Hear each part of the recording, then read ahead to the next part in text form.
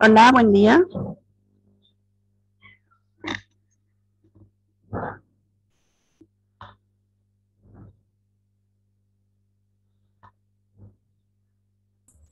Buenos días, doctora.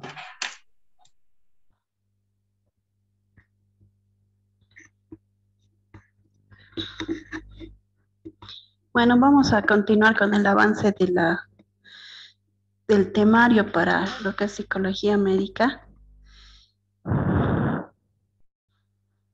Y entramos en una nueva unidad. Estamos en la unidad de la relación médico-paciente.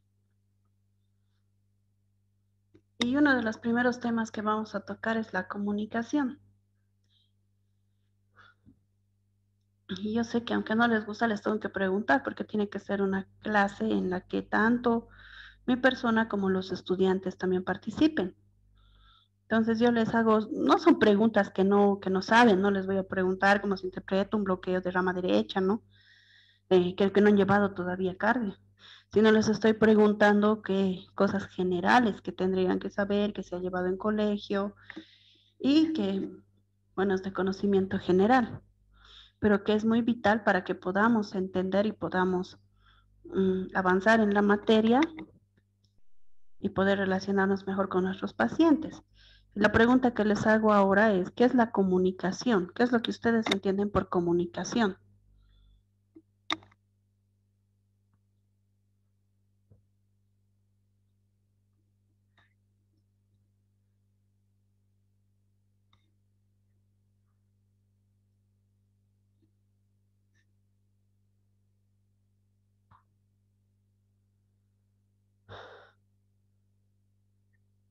A ver, Alden Flores.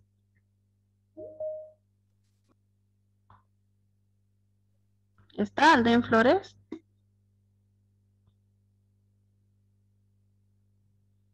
¿Qué es la comunicación? ¿Me escucha, doctora? Sí, sí, se te escucha muy bien. Ah, ya. Bueno, la comunicación es el poder interactuar con otras personas, conversar,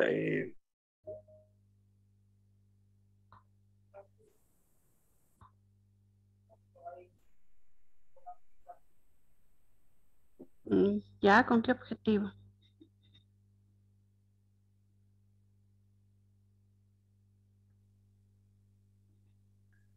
Doctora, ¿puedo hablar?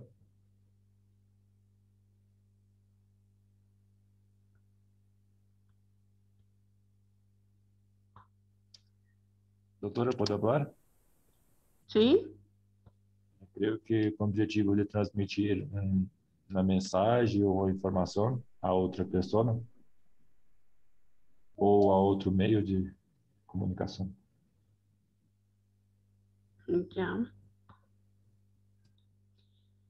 Entonces, para que se dé la comunicación necesitamos un receptor, un emisor, sí, un mensaje. Como decía su compañero, puede ser un mensaje de WhatsApp. Cuando ustedes me escriben o yo me comunico, les mando la invitación, nos estamos comunicando, ¿no? O algún idioma, ¿no? Un mensaje lingüístico o paralingüístico. Sí, pero sí o sí necesitamos un emisor y un receptor. Una clase virtual es lo mismo. Yo soy el emisor, ustedes son los receptores y a veces hago una pregunta y tienen que responder, ¿no? Porque se supone que están ahí, que estamos en comunicación, igual que en una clase presencial.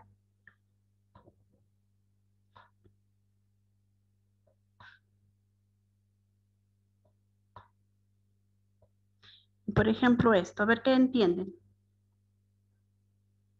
Aquí hay una persona que está en la computadora y le dice, oye, vámonos de cañas. Le dice, no, vamos a pasear.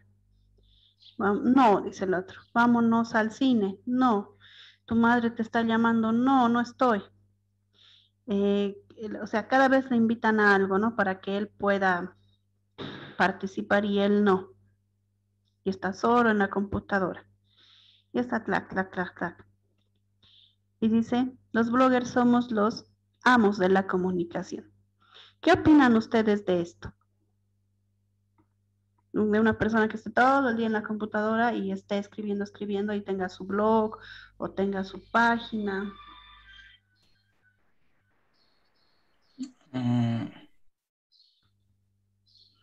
É que se essa pessoa só interage na internet, em seu blog, por exemplo, são mais superficiais, não? La interacción. No hay interacción, ¿no? Y él se cree Sí, la comunicación. ¿Será que es sí. suficiente el tener una página para poder decir que está en comunicación? Não, não.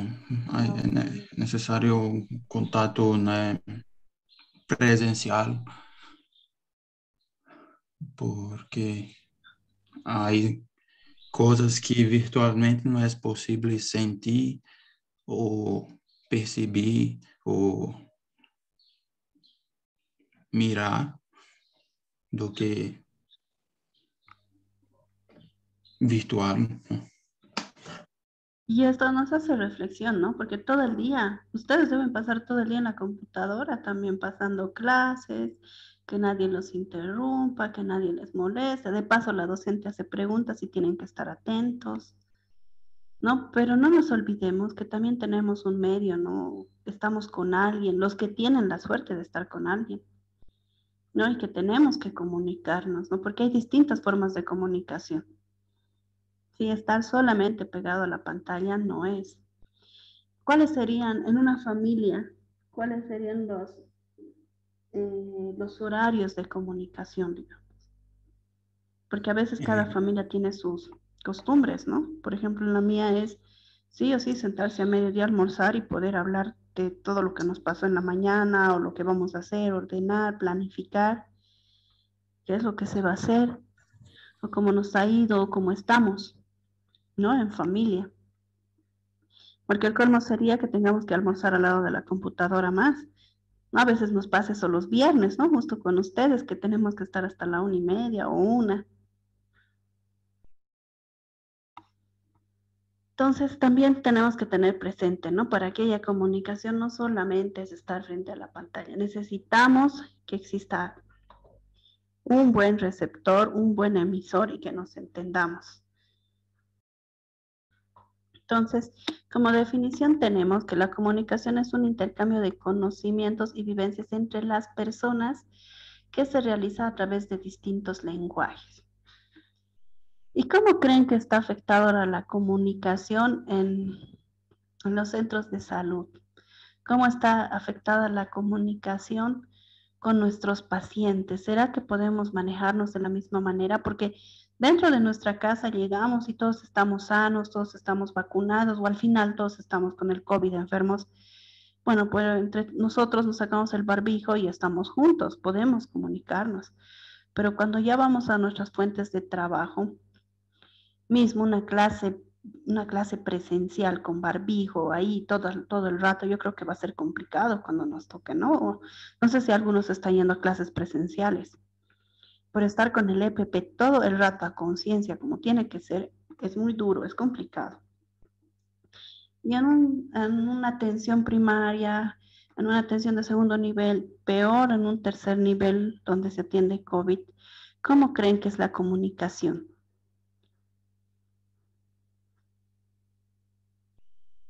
Actualmente.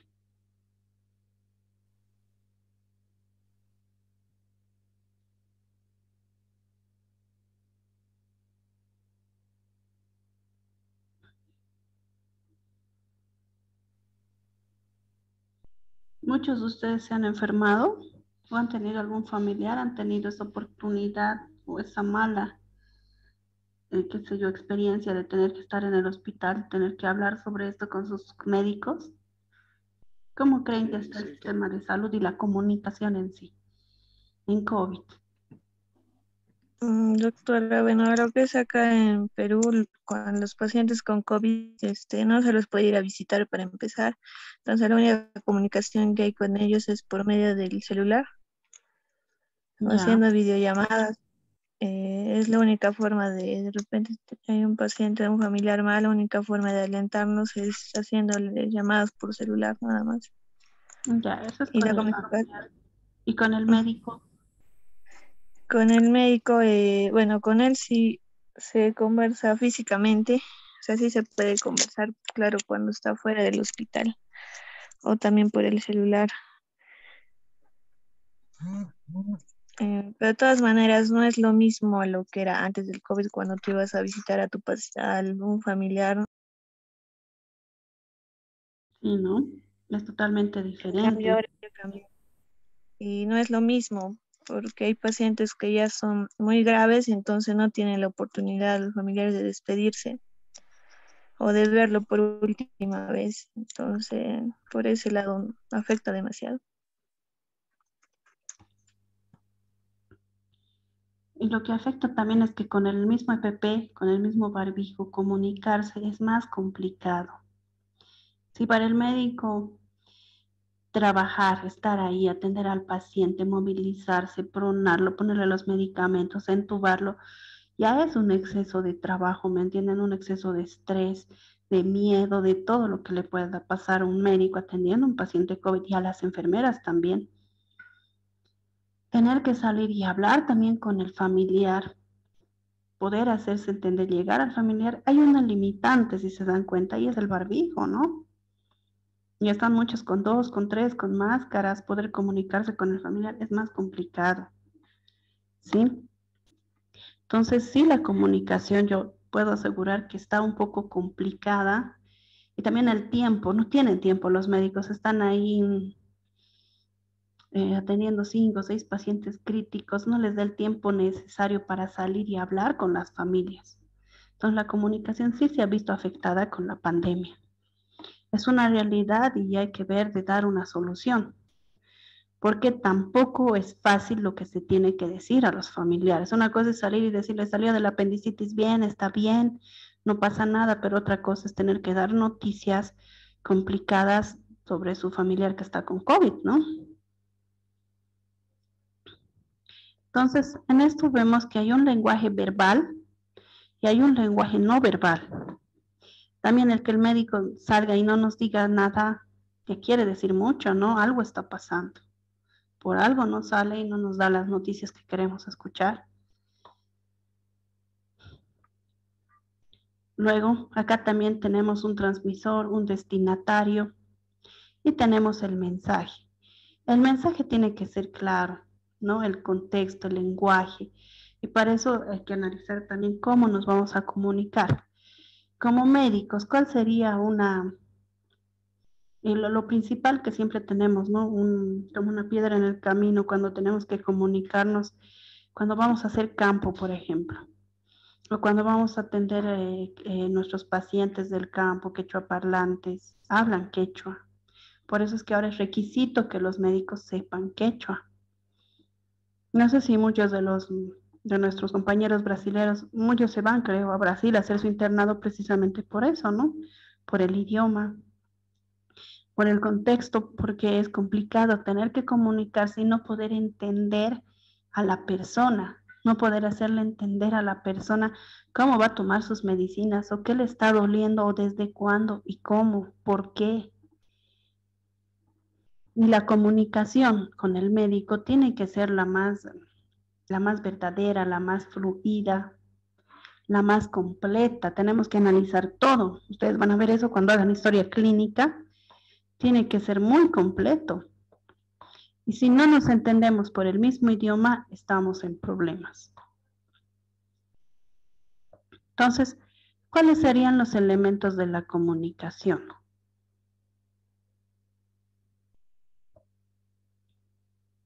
Aquí está el emisor, el receptor, el canal o vehículo. Si la codificación y el receptor tienen que decodificar. Para eso que necesitamos un código común. Y es lo que les digo, el mismo idioma, el nivel cultural. Y cuando estamos en La Paz necesitamos saber el aymara, cuando estamos en Cochabamba el quechua, cuando estamos en el trópico, estamos en Santa Cruz necesitamos saber el guaraní, ¿no? Y los yukis, con los yukis es más complicado todavía comunicarse. ¿Y qué es lo que generalmente utilizamos aquí como médicos? ¿Cómo tratamos de solucionar este problema?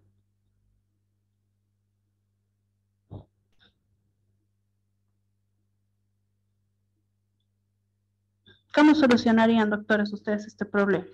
No sé cuántos saben quechua, pero ¿cómo solucionarían si tienen un quechua parlante cerrado de receptor?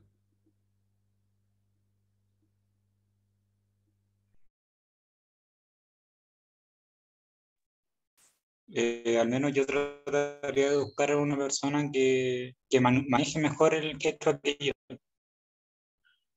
para hablar con eso, para que me sirva como de traductor. Un traductor. ¿Y hace rato de dónde sacamos en el hospital un traductor? Porque no hay ítem de traductor. Pero hay alguien que sabe.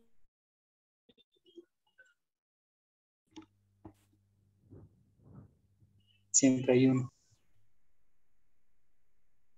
Sí, entonces ahí tenemos de mano las enfermeras, las auxiliares de enfermería, personal de limpieza, aunque no crean, el personal de limpieza es más bilingüe que nosotros, ¿no? Auxiliar de enfermería, ¿eso qué quiere decir? Que tengo que llevarme bien con todo el personal que vaya a trabajar. No muchas veces he visto que porque es el doctorcito o es la doctorita, no saluda o trata mal a las enfermeras. Llegado el momento, no se lo quieren traducir. Nadie sabe nada. Parece doctor, no traduzco nada. Textual, así he escuchado, doctores. No le voy a ayudar porque ese doctor ni me saluda. Entonces, el consejo de conejo, tenemos que llevarnos bien en el hospital porque no sabemos quién nos puede ayudar a salvar a nuestro paciente.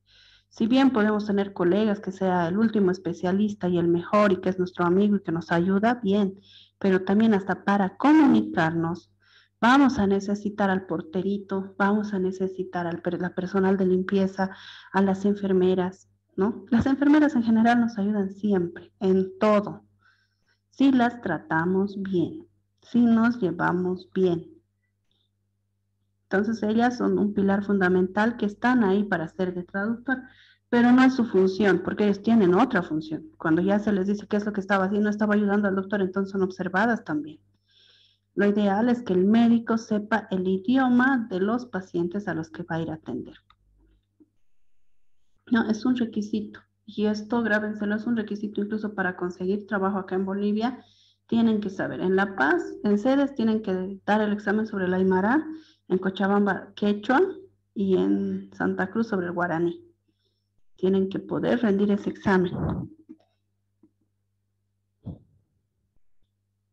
Entonces, ¿para qué nos comunicamos? ¿Para qué? ¿Cuál es el objetivo de comunicarnos?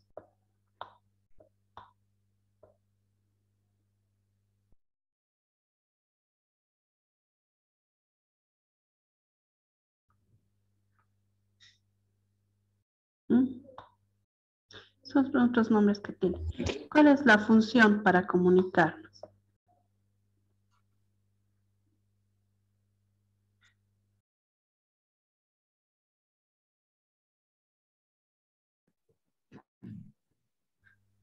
Entonces, la función emotiva, dice, o expresiva, el emisor tiene que dejar conocer un lenguaje, ¿sí? Traslucir su estado de ánimo, tiene que poder expresar lo que dice, ¿sí?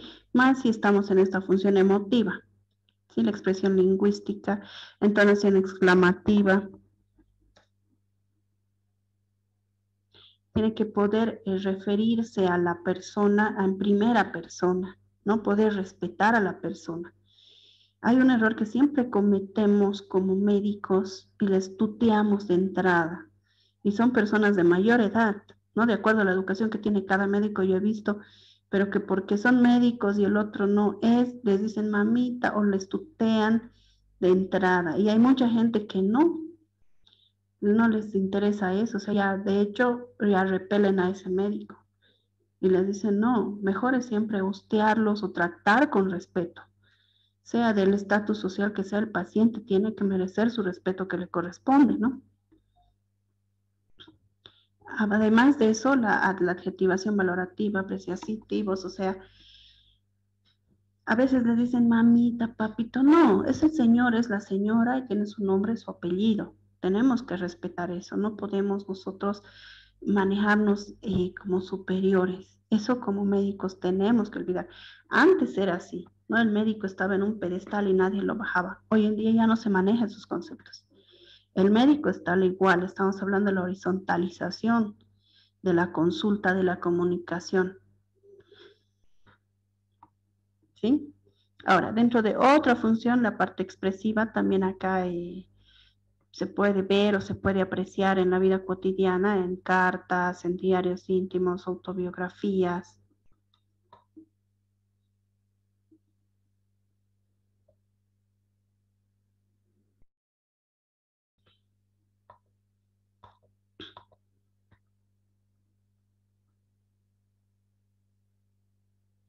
Entonces, en algún momento utilizamos esta función conativa que dice o apelativa.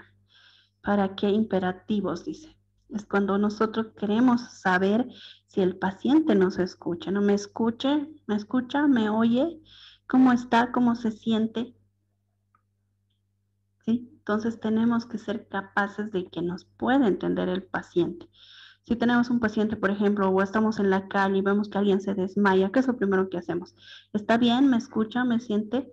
Para ver si escucha, si responde, ¿no? Vemos si hay su respiración. Si no hay respiración, no respira, no responde, ¿qué hago? RCP. Si no respira, no hay pulso, no responde. Estamos primero viendo la parte de la comunicación y en una función conativa. ¿Qué quiere decir? Tratar de que haya una respuesta urgente, no persuadir al paciente si éste va a responder o no. Así sea una queja. Si ya se queja o dice o lo que sea, responde, bueno, responde, está respirando, tiene circulación, está bien, le ayudamos a parar y listo. Pero si no hay una respuesta, no respira, no hay circulación, no hay pulso, tengo que hacer RCP, ese paciente está en paro. O sea, hasta para poder realizar una reanimación cardíaca, necesito comunicarme, necesito hacer de emisor, un emisor que pueda hacer adecuadamente el llamado. Lo mismo, ¿no? Que es lo segundo que hacemos cuando estamos en una situación de esas. Por favor, ayuda, necesito, llamen 911 o llamen al 110, necesito que traigan o que llamen una ambulancia. Comunicarme con el resto también para pedir ayuda. Entonces, la comunicación está presente en todo momento. Si vamos a seguir hablando en este ejemplo de una reanimación cardíaca y estamos haciendo de líder para la reanimación cardíaca, tenemos que comunicarnos con el equipo que vamos a trabajar, sea la enfermera, sea el que esté a cargo de los signos vitales, el que esté a cargo de la tabla de tomar el tiempo. Entonces, la comunicación y en este tipo de función conativa de poder expresar, de poder decir, de que me escuche, porque aquí no me sirve de nada hablar bajito, hablar cortito. Tengo que hablar fuerte, claro, preciso, dar órdenes inmediatas, ¿no? Que se tienen que cumplir.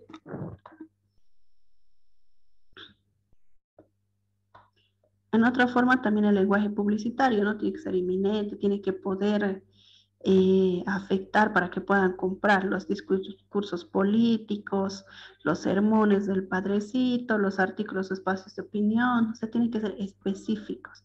Esa es la comunicación conativa, pero en el área de medicina si está en paro, es el mejor ejemplo para mí, si está en paro el paciente, tengo que ser lo más específico, lo más directo posible para poder salvar la situación antes, ¿no? Ahora, la función referencial o representativa. la información. Aquí dice, ¿no? El mensaje objetivo, neutros, interpersonales, sentimientos, tienen que ser en tercera persona, de un modo indicativo, documentos, informes. Aquí, por ejemplo, doctores, cuando estamos en una ponencia en el mismo hospital, ya les va a tocar, tenemos que presentar una historia clínica o tenemos que presentar un trabajo de investigación que nos pidan, acá ya te cambia, no vamos a hablar en el mismo tono, en la misma forma que con un paciente en estado crítico. Tenemos que cambiar, los mensajes van a ser objetivos, neutros, impersonales, ¿no? Ahí sí o sí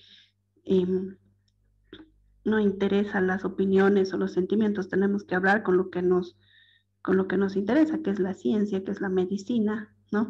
Verbos, pronombres en tercera persona. Muchas veces se ven algunas exposiciones o presentaciones que no están adecuadamente escritos, ¿no? Y tenemos más que recordar como médicos para poder llevar a cursos, congresos nacionales, internacionales, y a medida que vayan avanzando y creciendo como profesionales, entonces tenemos nomás que saber redactar, saber escribir, ¿no? Les dije que la medicina no es solamente la parte asistencial, la medicina también es la parte educativa, formativa hacia las personas de abajo, ¿no? Que están en el área. También está la medicina investigativa y después viene, cuando ya hay investigación, hay que escribir. Tenemos que escribir artículos científicos, demostrar lo que se ha investigado, entonces tenemos que poder tener esta capacidad de escribir textos científicos, documentos, informes. Actualmente, si ven las noticias, siempre están saliendo en la tele muchos médicos, ¿no? Y tienen que poder dar la información adecuada en periódicos, radio, TV, de lo que está pasando durante la pandemia. Entonces, la comunicación debe ser adecuada.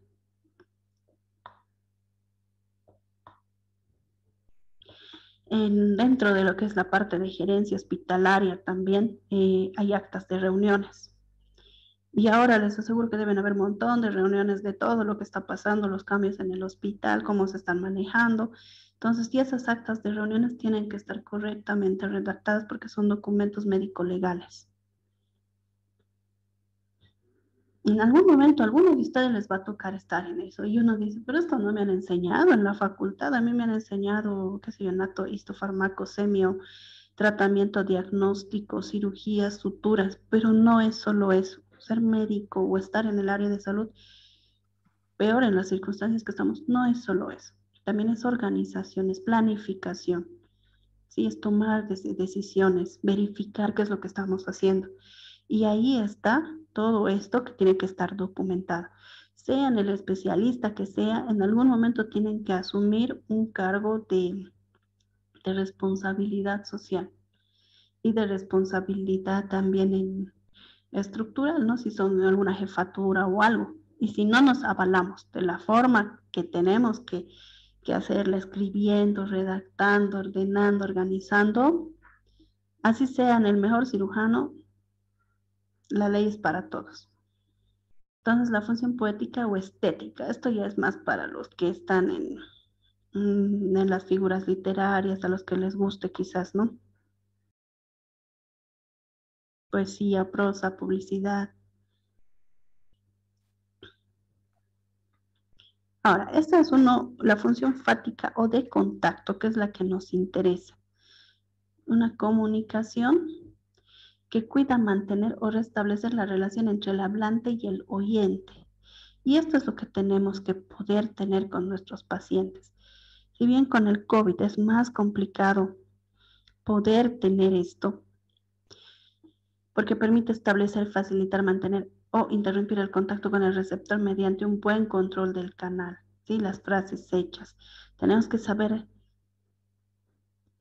mantener esta relación con nuestro paciente y a veces, por ejemplo, los mismos pacientes pediátricos tenemos que poder lograr un contacto con el niño para que pueda decirnos realmente qué le duele. Generalmente es la mamá la que se le duele. ¿Desde cuándo? Desde ayer, por eso. Pero resulta que el niño habla y es otra situación.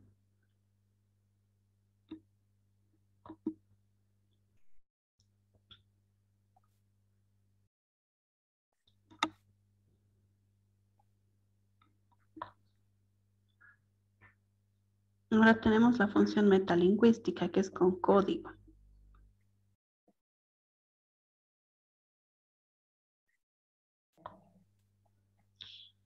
Acá podemos tener oraciones enunciativas, uso de expresiones que desencadenan o introducen explicaciones. ¿Qué quiere decir? Es decir, esto significa. Y acá vamos a tener que aclarar muchas cosas para nuestros pacientes. No, no le vamos a decir tiene una metaplasia de cervix.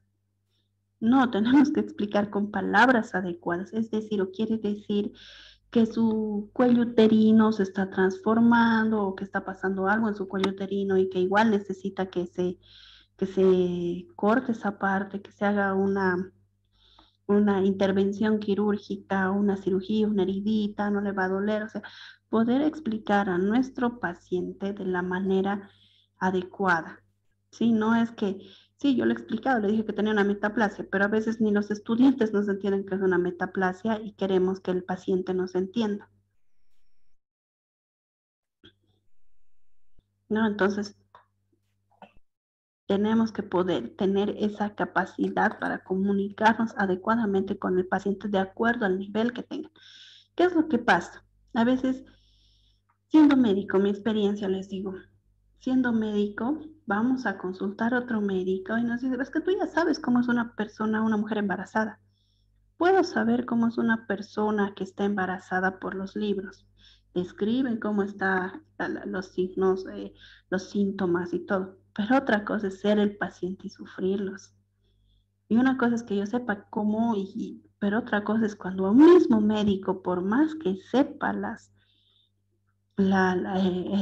cómo hacer el diagnóstico, cómo hacer el tratamiento, necesita que el médico que le está atendiendo le explique, le diga específicamente cómo tiene que hacer las cosas.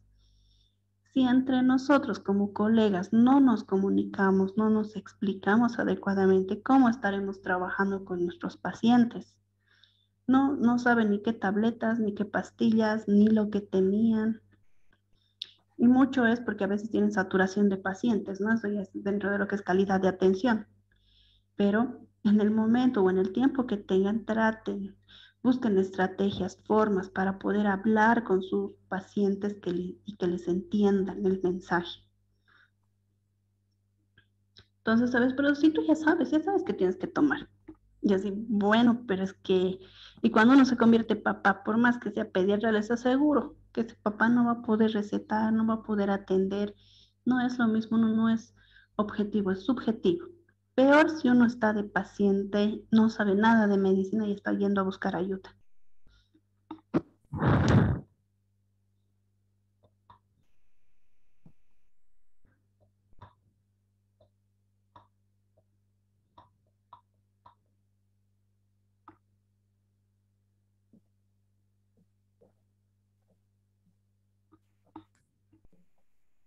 Aquí tendrían que poder decirme qué tipo de comunicación es.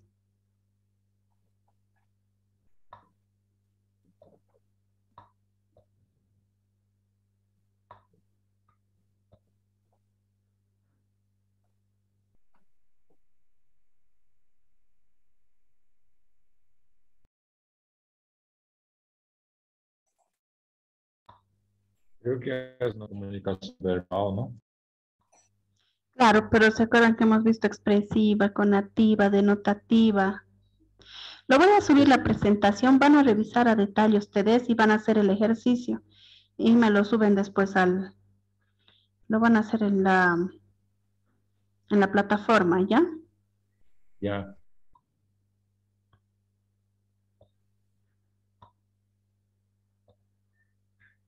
Aquí también hay otro ejercicio. Dice, ¿no? Comprueba si lo has entendido. Señala las funciones de este texto. ¿Cuáles son las funciones? Igual lo voy a poner, ustedes lo van a hacer, esta va a ser su tarea también. Por eso en relación a lo que hemos visto.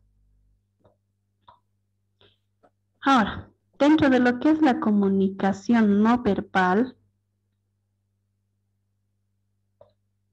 se me ha bajado esto.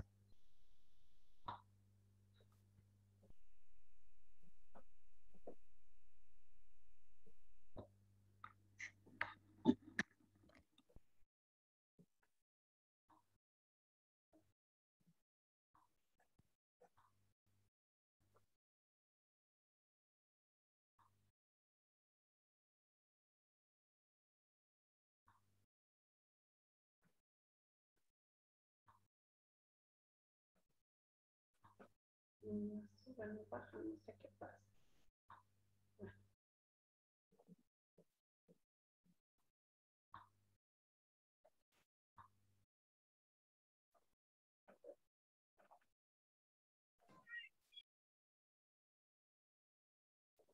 Doc, ¿Sí? si quieres mostrar la imagen o no, que al ladito le sale como un cuadradito con línea y como una ondita, apriételo y puede colocar cuadrado o arriba de texto y ahí va a poder subir la imagen bien. No, no, mire, o abajo, mire, ajuste de texto. Vaya a ajuste de texto. Ya ahí. Ah, ya puede ser cuadrado o detrás, delante del texto y va a poder, ¿ve? Ah, ya, gracias. Y ahí usted lo mueve. Ya. Esa es la comunicación entre chicos. Hola, hola. Y aquí vamos a ver la comunicación entre chicas.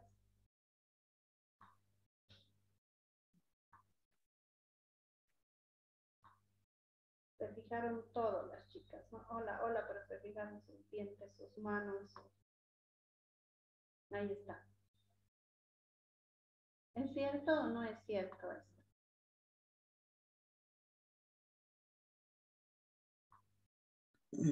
Está un poco bajo la voz, doctora.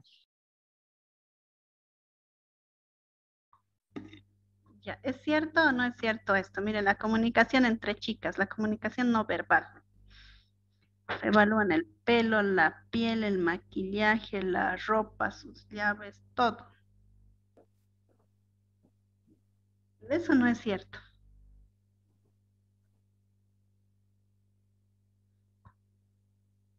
Y la comunicación no verbal entre chicos.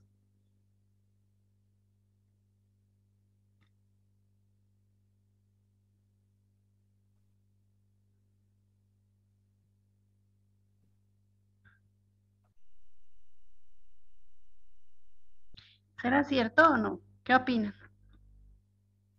Creo que hay, como puedo decir, exceções, ¿no? No son todos que son así, ¿no? No, no, yo Entonces, conozco chicos que se fijan más que una chica, más cosas que una chica. Mi esposo pasa y se fija todo. Yo soy miope, así que ni me fijo nada. Si veo como caballo cochero camino, objetivamente, ¿qué tengo que hacer? Pero mi esposo se fija todo. Yo así, ah, no, ni cuenta me di. Entonces, para mí no es una norma, ¿no? Pero a veces puede pasar. A ver, Nayeli, ¿qué opinas?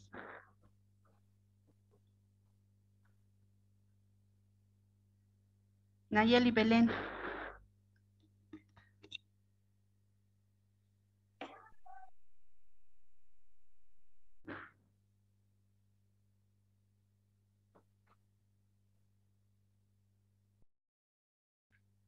Pero a veces en un hola, incluso del vecino, podemos ver que se están fijando todo, ¿no? ¿Qué han hecho, qué no han hecho? Depende de la personalidad también que tenga la persona. La personalidad, los objetivos y todo. Y hemos visto que no todos son iguales, ¿no? Entonces, voy a volver a mandar la invitación. Ya se va a cortar esta reunión, chicos.